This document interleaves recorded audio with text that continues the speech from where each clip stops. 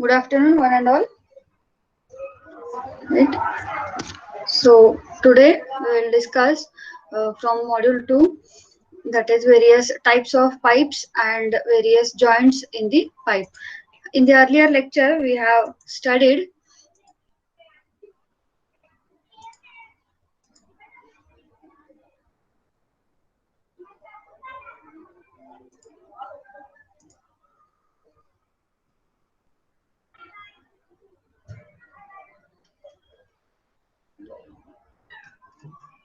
so in the earlier lecture we have studied regarding conveyance of water, that is from source up to the treatment plant, how the water is to be withdrawn. So that thing will be done with the help of intake structures. Various types of intake structures, classification of intake structures we have discussed, right?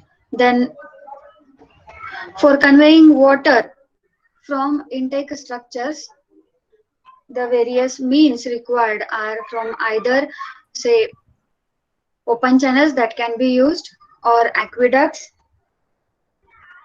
which will be a closed conduit. It may be a circular one or horseshoe type, built up of brick, stone masonry, or reinforced cement concrete. Another option available, that is either flumes, which resembles like open channels, but these are supported above the ground over trestles or supports are provided. Right. So now today we will discuss the remaining part of conveyance of water, that is by the means of pipes. I hope audio is clear. Yes. Yes, ma'am. Okay, fine. So pipes, as we know, these are closed conduits in which the water flows, and the type of flow under this is under pressure. In case of open channels, the flow probably is under gravitational flow. Nowadays, the pressure pipes are mostly and very commonly used at every places, and they have eliminated the most almost all the uses of channels, aqueducts, and tunnel. Wherever in the earlier phases there were channels, aqueducts, or other means were used for carrying or conveying water up to, say, treatment plant, all these have been now replaced with pipes. So these are made up of either various materials like cast iron, CI pipes, wrought iron, steel pipes, cement concrete pipes, plain cement concrete or RCC pipes, then asbestos cement pipes and timber pipes. So regarding all these various types of material, we are going to discuss in detail what are the properties or associated advantages and disadvantages of these types of pipes, right? In the town, pipes are also used for distribution system. Once the water is treated, it is stored in the reservoirs or elevated storage reservoirs. From there, the water will get distributed to the area or population under consideration for a particular locality. In that distribution system, pipes of various diameter and having many connections, say from main line to the branch line, then submains, in all those phases at various levels, the pipes can be used. Water pipelines follow the profile of groundwater, or we can say the slope of groundwater, and the location which is most economical, causing less pressure that is used. Otherwise, the internal pressure of water increases, and if the hydraulic gradient line of the water which is flowing through the pipe, if it is much higher than the much higher, in that case the pressure will be increased and bursting of pipe that may occur. So it is required to maintain the hydraulic gradient line well below the or nearest to the pipe. More the distance of HGL from the pipe, more will be the pressure head. As a result of that, the pipe will not be safe at its position and bursting may happen. That's why the slope maintained or the slope required should generally follow the groundwater flow. groundwater slope. So in this picture, certain pipes, laying of pipes are shown, and along with a pipeline which is located on a cover. So generally construction of any structure, or in particular say laying of pipe, that will depend on two to three factors, that is cost of material, cost of its laying, and the design will depend on its dimension.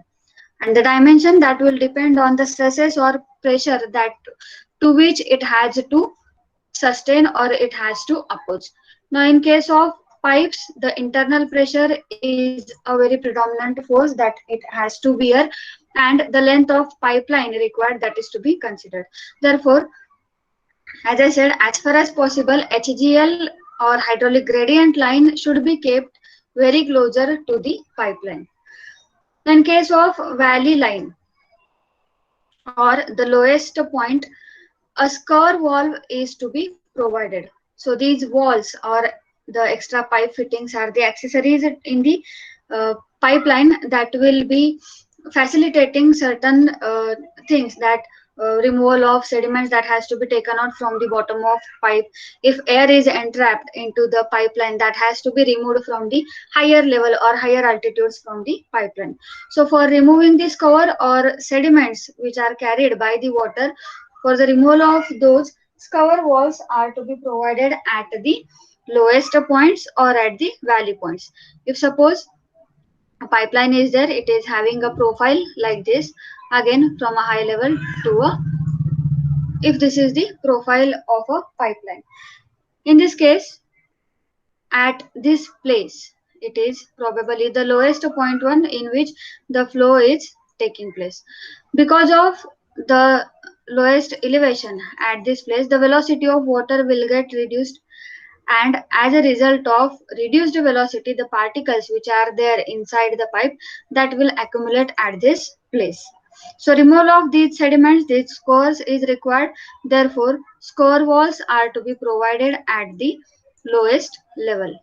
Similarly, when the flow is at the higher elevation, or in the pipeline at higher elevations, air relief walls are to be provided, as the pipe is carrying water or any fluid under pressure. If it is flowing partially, it is having some vacuum or air which will get entrapped at the top surface. As the air being lighter, it will accommodate at top surface. So removal of that one will be done with the help of air relief walls. So score walls are provided at the lowest level so as to remove the sediments. Similarly, the air relief walls are provided at the summit points or higher altitudes. Right? So summit or higher altitudes, these are the air relief walls. To prevent the bursting of pipes due to water hammer, which may occur because of sudden opening and sudden closing of any walls which are present in the pipeline, that will result into water hammer. It will increase the stresses of pipe periphery. Surge tanks or the stand pipes are to be provided, which will take care of any sudden fluctuation or sudden opening or close down of the flow. There are various types of pipes depending on the material which will be used for the pipe, based on the pipe material. So cast iron or CI pipes, these are most widely used for municipal water supply, as it has more life, around 100 years, and resistance to corrosion is more if we compare cast iron pipes to any other types of pipes. Then second variety is wrought iron pipes, steel pipes, concrete lined cast iron pipes, PVC or plastic pipes, polyvinyl chloride pipes, then AC, asbestos cement pipes, copper and lead pipes, wooden pipes, vitrified clay pipes. We'll discuss few of these types of pipes now. So out of the various types of pipes mentioned over here, plastic or PVC and asbestos cement pipes, wooden pipes are not generally used for conveyance of water. So these are typically used for house drainage or say only water connection within the individual house, but these are not meant for say main pipes, submains and branches to carry the water from main supply line of water. Then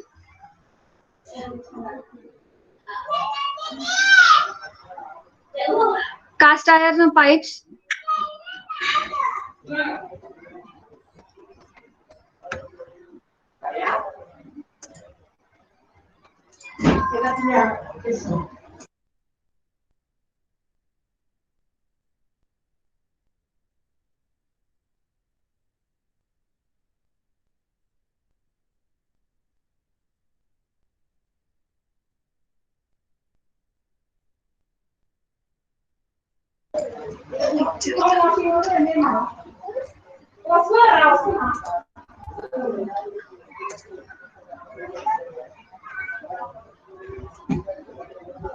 So in cast iron pipes, these are most widely used in water supply schemes.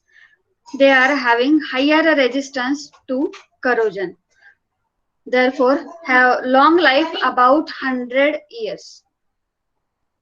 So about 100 years is the time period of or say life of cast iron pipes. Therefore, durability of this is more as compared to the other types of pipes.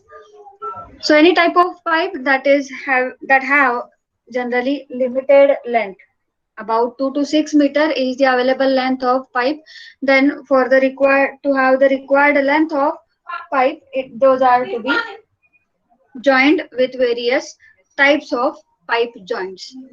So these fittings which are required for connecting the pipe are either by spigot joint, threaded or flanged joints, bell and spigot joint, or various other types of joints are available.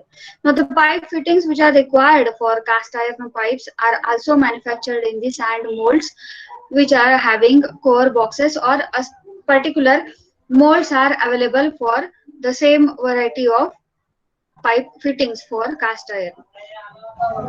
So, coating of various cast iron pipe fittings either with coal tar is required and those are finally to be tested. Now in this figure, cast iron pipes are shown how these look. The advantages of CI pipe, as I said, it is having a very long life, long design life, approximately 100 years is the life. So they are very less prone to corrosion because of its self-weight. It can withstand a very high internal pressure of water. Joints or various accessories which are required for joining CI pipes are ready-made available. Therefore, jointing is very easy. Disadvantages of cast iron pipes is because of the self-weight, as it can withstand the very high internal pressure, it has the disadvantage also, and that disadvantage is because of the heavy weight it cannot be transported very easily. It is very difficult to transport it. Length of pipe available as less, which is generally 2.5 to 5.5 meter. So more number of joints are required. As the number of joints increases, chances of leakages are also increases. They are brittle, so they can crack very easily and they can break very easily. Then second type of pipes are wrought iron pipes. These wrought iron pipes are manufactured by rolling the flat plates of metal or flat sheets to the proper diameter, required diameter, and then welding the edges or to have the pipe-like structure. These are to be welded for the required pipe diameter. If we compare these cast iron pipes with the wrought iron pipes with cast iron, these are more light in weight and these can be easily cut, threaded, and worked to give a neat appearance if these are to be used for pipes. But the cost is more as compared to the cast iron, and these are less durable as the weight of these pipes is less than cast iron. These pipes should be used only inside the buildings. These are not intended for main supply line and branches. So where these pipes can be protected from corrosion, that is generally inside the buildings, or which can be covered or which can be buried underground, then their wrought iron pipes can be provided. Wrought iron pipes are joined together by couplings or screwed and socketed joints. Type of joint for wrought iron is screw and socket arrangement. To increase the life of these pipes, sometimes these are to be coated with the galvanized zinc. So wrought iron pipes are shown over here.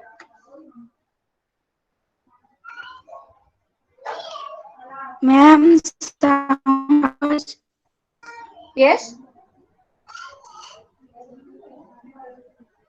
Slides are not visible.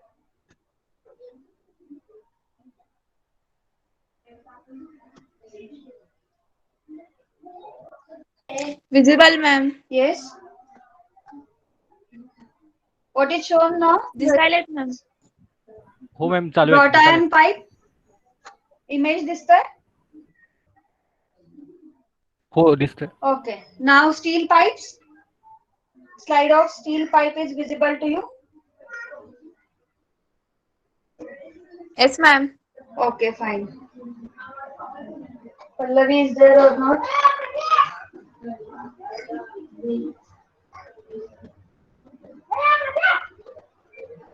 Pallavi? Whether the audio and screen shared is visible to you?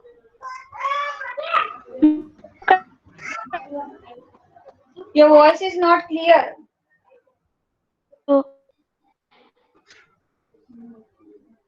Yes? Anybody else has the problem? Mihir?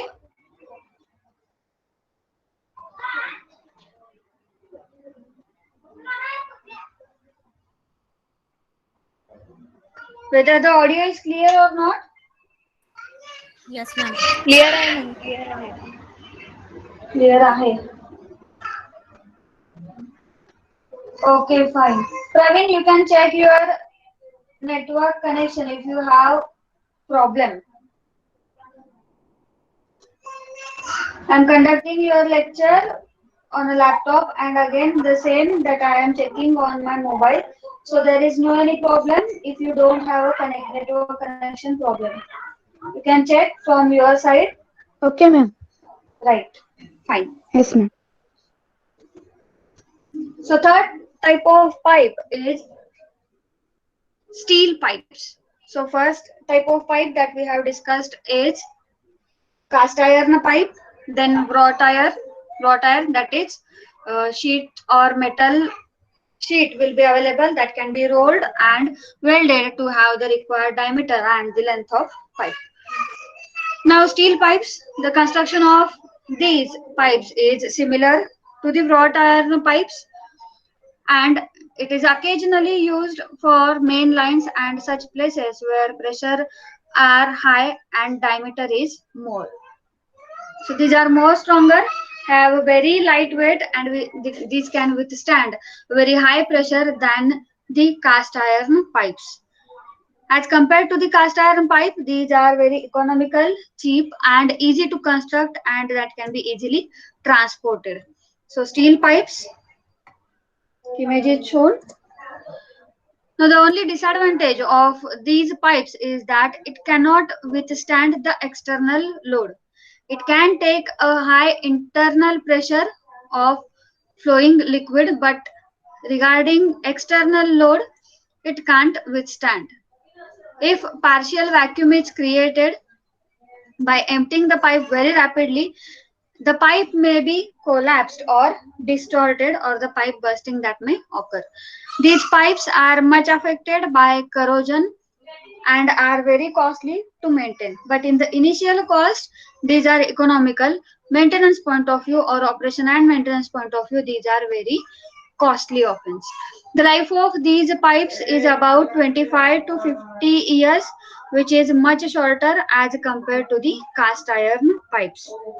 Steel pipes are not used in the distribution system because of the difficulty in making the connection. Water supply and water distribution. After treatment, the water is to be distributed. One should be sure about leakage proof, or very less leakages are to be there in the supply. The joints in steel pipes may be made up of welding or riveting. Longitudinal lap joints are also that can also be done in riveted steel pipes, but this is up to say 2 feet or about 120 centimeter diameter of pipe. Above that, it cannot be possible to weld the pipes, and the joints are very weak. The next variety is concrete pipes. So these may be precast, or these can be prefabricated, or that can be cast in situ or at the place wherever it is required. And these are plain cement concrete pipes may be used at such places where water does not flow under pressure. But wherever the gravitational flow is possible, then these concrete pipes can be laid. These pipes are jointed by bell and spigot joints. What is meant by bell and spigot joint, that we will come afterwards. Plain cement concrete pipes are up to 60 centimeter diameter only, and above this size or greater than 60 centimeter diameter, these are to be reinforced. But only PCC or plain cement concrete pipes can be made up to 60 centimeter diameter. So figure of cement pipes are shown.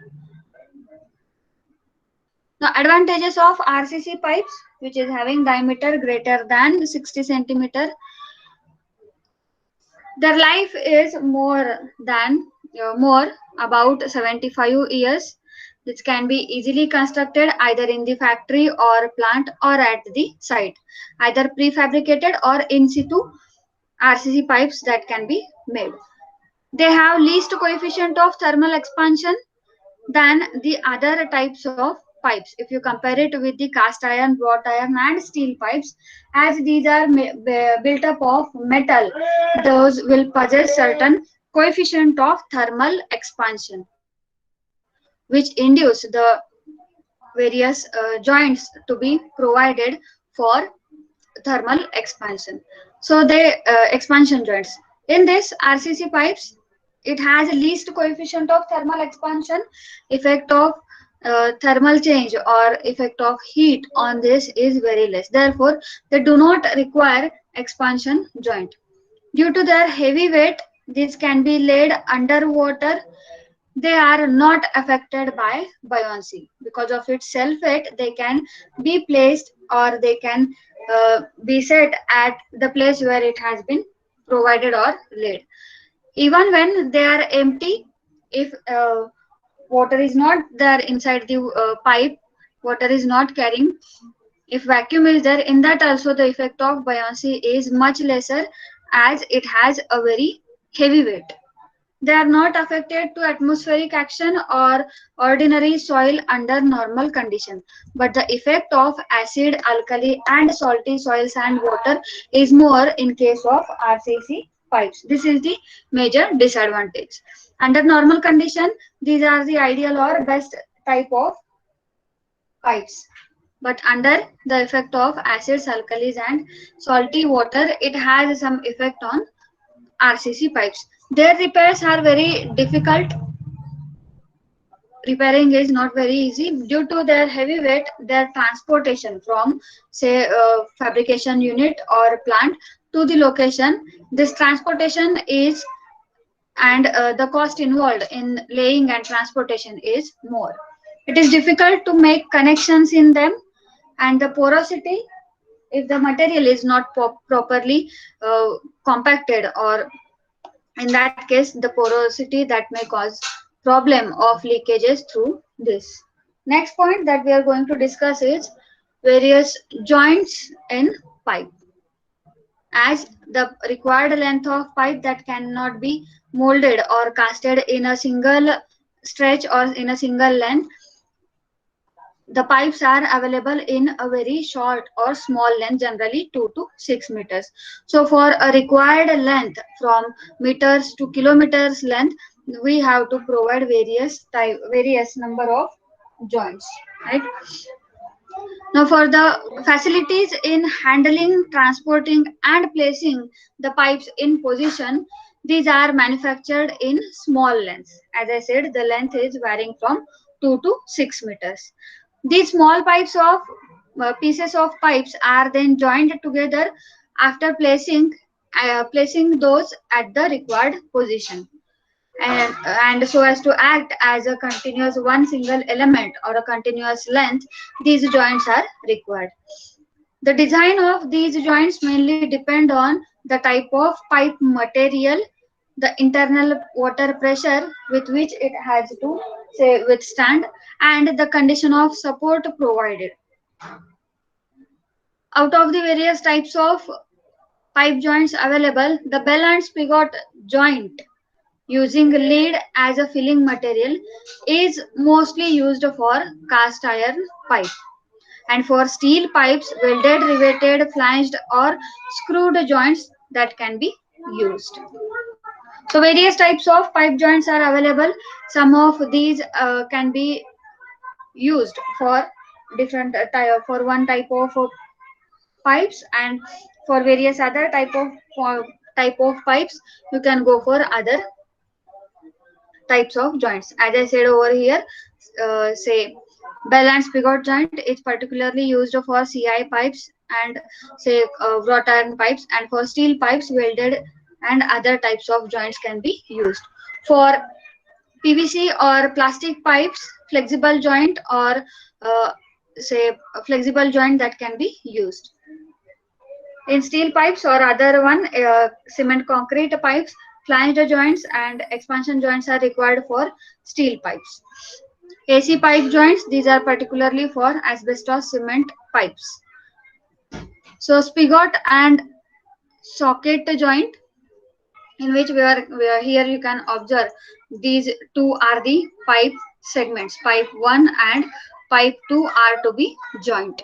So spigot and socket joint, that is the spigot or end portion of pipe 1 is to be connected or inserted and joint to be made along with the second socket arrangement of second pipe. So this type of joint is mostly used for cast iron pipe. For the construction of this joint, the spigot or the normal end of pipe 1 is slipped in the socket or bell mouth of the other pipe. So the one normal end of pipe 1 is to be inserted and that has to be locked in the bell mouth end of pipe 2 or subsequent pipe. Then until the contact is made at the base of the bell. So these are to be jointed, that is end of pipe 1 to the start of pipe 2. This is spigot and socket joint. After laying or after connecting these 2 points, that is end of pipe 1 and start of pipe 2, the hemp or yarn is wrapped around the spigot end of the pipe 1 and then it is tightly filled in the joint by means of yarning it or wrapping or coating the hemp say up to 5 centimeter depth. The hemp is tightly packed for preventing the joint material. This should be in accordance with the avoid falling inside the pipe. After packing of hemp and gasket or joint, runner is clamped against the outer edge of the bell. So the runner or say the outer ring which is provided there. Then spigot and in the socket joint, sometimes wet clay is used to make the tight contact between runner and the pipe, so that the hot lead which is to be required for sealing the joint properly, that may not run out of the joint spaces. The molten lead or lead in liquid form, it is then poured. Molten lead is poured into a V-shaped opening left in the top by clamping the joint runner. So at the joint over here, after placing it and after the joint or fixing it by hemp or yarn, the complete seal is to be done with the help of, say, molten lead. The space between the hemp yarn and the clamp runner is removed, and the lead which shrink along cooling is again tightened by means of chalking tool and hammer. Extra material that has to be removed. Nowadays, in order to reduce the cost of lead, certain patented compounds or materials of sulfur and other chemicals are to be used as the filler in joints. So spigot and socket joint, in which the main concept is the normal end of pipe 1 to the starting end or bell mouth end of pipe 2 are to be joined, in which hemp or yarn is to be rolled, or that is to be placed on the joint first, and above that this molten lead is to be placed. Then expansion joint. So this is required in case of metal pipes, say steel or other pipes, which the material which has certain thermal expansion. This joint is used at such places where the pipes can expand or contract due to the changes in atmospheric temperature, and thus checks the setting of thermal stresses in pipes. So these are exposed to atmospheric condition, and because of change in the temperature, these may expand or contract. Because of the expansion and contraction, the thermal stresses that will get developed into the pipes. In this joint, socket end is flanged with cast iron follower ring, which can freely slide on the spigot end or plain end of other pipes. An elastic rubber gasket is tightly pressed between the annular spaces of socket by means of bolts. So in this, the rubber gasket, or for joining or for providing expansion joint, the arrangement is shown over here. Then flanged joint.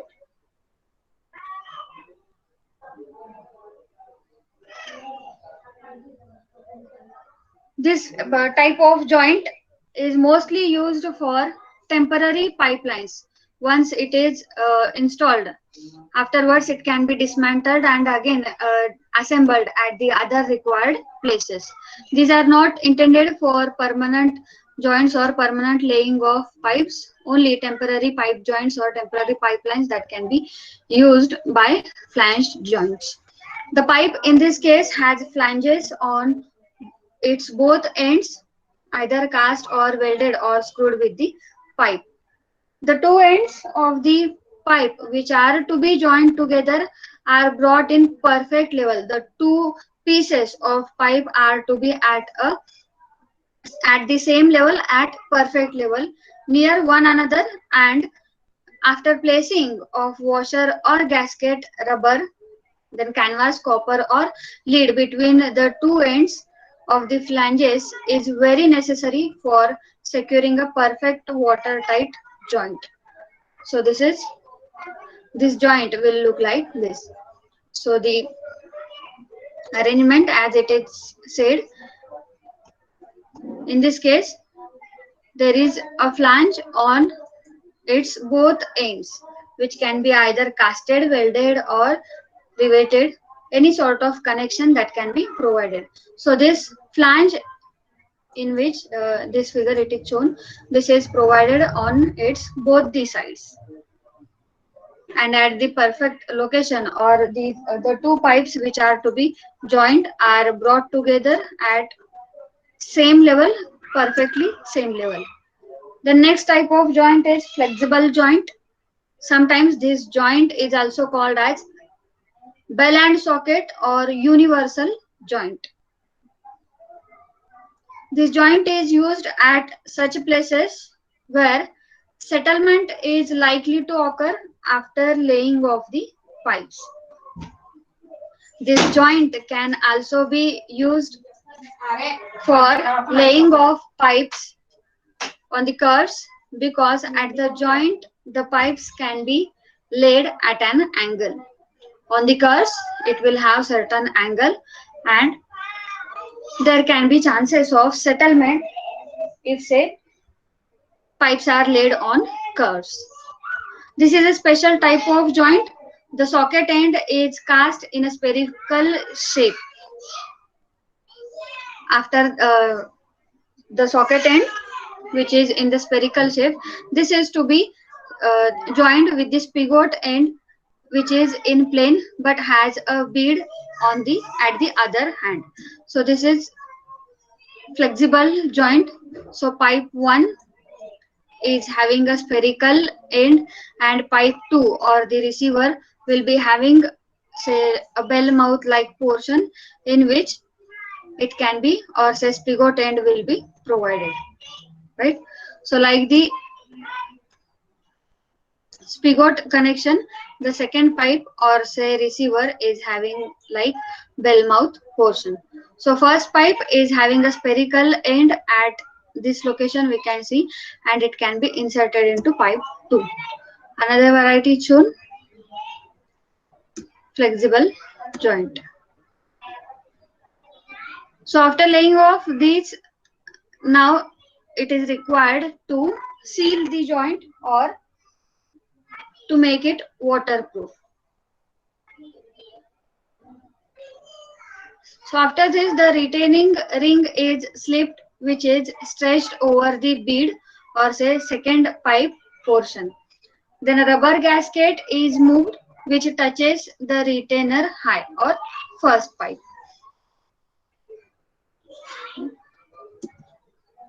So one more figure is shown for flexible type of joint. Then the mechanical joints. This type of joints are used for jointing cast iron, steel or wrought iron pipes when both the ends of the pipes are plain or spigot, or it don't have any bell mouth like portion or any threads are not available there. These are plain. There are two types of mechanical joint, that is dresser coupling, and say the two pipes are having plain portion at the end and at the start. Therefore, this type of coupling can be provided so as to joint these two pipes. In the cross section also it has been shown. It don't have any type of say like bell mouth or spigot type portion. Then second type under mechanical joint is Vactolic joint. So in this, a special ring type portion is required for jointing the pipes. So an exaggerated figure showing the joint is shown over there. In this also the two pipes are having same size as well as they are not having any spigot end. Then the screwed joints, these are generally used for connecting a small diameter of pipes in which screwing can be done. Then the collar joint. This type of joint is most commonly used for joining big diameter of concrete pipes and AC pipes, asbestos cement pipes. The ends of the two pipes are brought at a perfect level or same level before they are jointed. Then the rubber gasket between the steel rings or jute rope socket soaked in the cement that is kept in the groove, and the collar is placed at the joint so that it should have some lap on both of the pipes. So there are two pipes, pipe 1 and pipe 2. So as to have some overlap in between these two, this collar arrangement is to be made. For having the joint in this, a rubber gasket or steel rings or say jute rope that is to be socketed inside this collar. Now 1:1 is the cement mortar is filled in the space between the pipes and the collar, which has been placed from the outside to this pipe, right, for sealing and for making it watertight. Then the joint for AC asbestos cement pipe.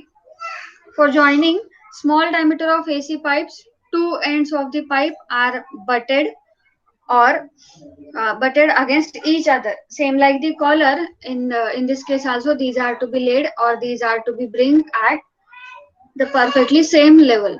Then the two rubber rings will be slipped over other pipes, and the couplings will be pushed over the rubber gasket. Once the rubber gasket that is shown over here is placed around the pipes, two rubber gaskets, then this collar like or say coupling portion will be pushed on the rubber rings. This rubber ring will make the joint watertight or waterproof. Regarding laying of the water supply pipes, what is the procedure, general procedure that is followed, how these are laid, that we will discuss now. Pipes are generally laid below the ground.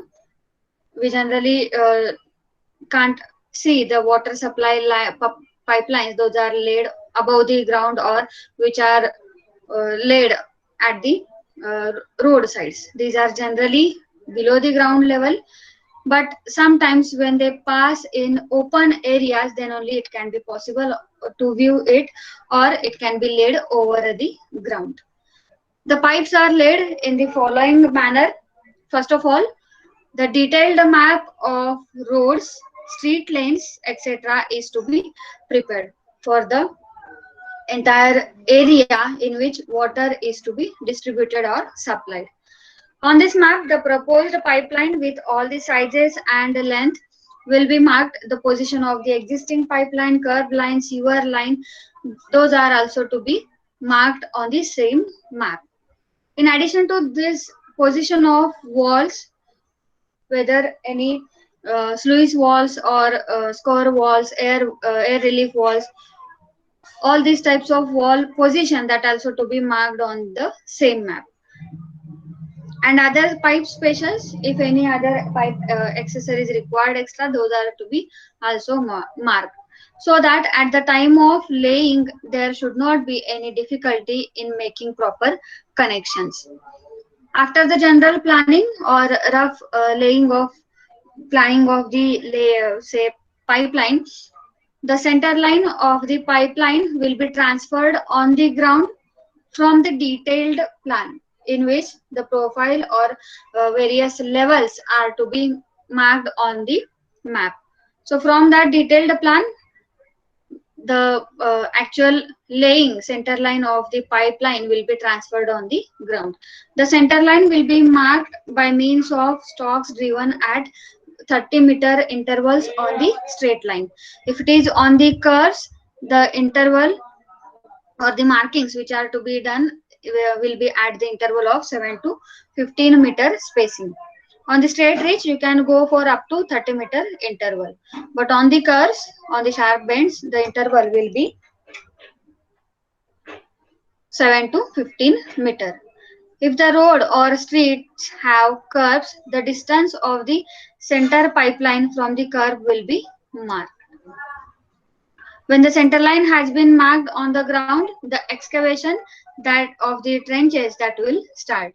Width of the trench required should be generally 30 centimeter to 45 centimeter more than the required external diameter of pipe, so that laying of pipes and jointing the labors or labors can go there and jointing can be very easy if the space is available there. The pipeline should be laid more than 90 centimeter or approximately 1 meter below the ground so that the pipe may not break due to the impact of heavy traffic moving over the ground. So excavation trench is shown in this figure, which is having a depth about 1 meter, as the pipes can be laid say 1 meter below the ground surface. After the excavation of trenches, the pipes are lowered in the trench. The pipe laying should start from the lower level to the higher level or proceed towards the higher level, so that the socket end will be towards the higher side. Say from a lower level to higher level is the position. In that case, the bell mouth or socket end should be at a lower level and the subsequent pipe having spigot joint or normal end will be at the higher level compared to the earlier laid lower level pipe. The jointing of the pipes should be done along with the laying of pipes. Once the pipes are laid, if its position is being checked, then the pipes can be jointed there. After laying the pipes in position, they are tested for water leakage pressures. So two types of tests are to be taken for internal pressure as well as for the leakages. When the pipeline is tested, the backfilling of the excavated material is done and the soil which was excavated and filled in the trenches all around the pipes and that should be well rammed or compacted properly. All the surplus soil will be disposed of and the site should be cleaned off. So laying of pipe is shown over here and then joints.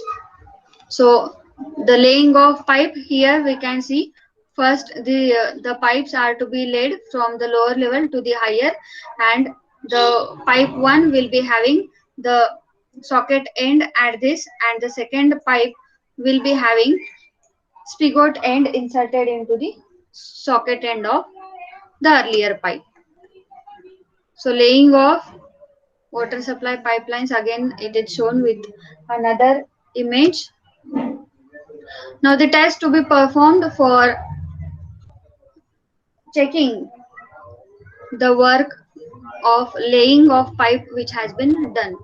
After laying the new pipeline, jointing and backfilling is subjected to the following test. As I said, it is for internal pressure and for checking the leakages. Right? So images of these are shown over here. Hydrostatic test. If any leakages are there, in that case it can be rectified, or say fault or errors in workmanship that can be considered. Right?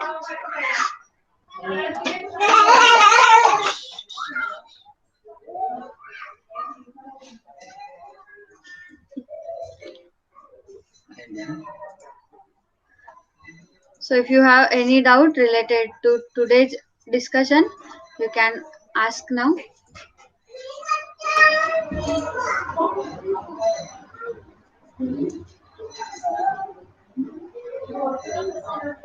So today we have covered various types of pipes and pipe joints. Hello ma'am, हाँ ते question number 6 आहे ना ma'am assignment मध्ये, हाँ त्याच्यात फक्त acceptable limit आणि permissible limit एवढं लिहिलं तर चालतंय का हो, मॅम? तेवढंच लिहायचंय. पुढचं रिमार्क किंवा आयएस कोड कुठला रेफर करायचा ते काहीही लिहायचं नाहीये. You just have to write required limit और acceptable limit and highest permissible limit okay ma'am. Along with its unit. म्हणजे जिथं कॉन्सन्ट्रेशन असेल ते लिहायचंय, त्याच्यानंतर probable unit that you have to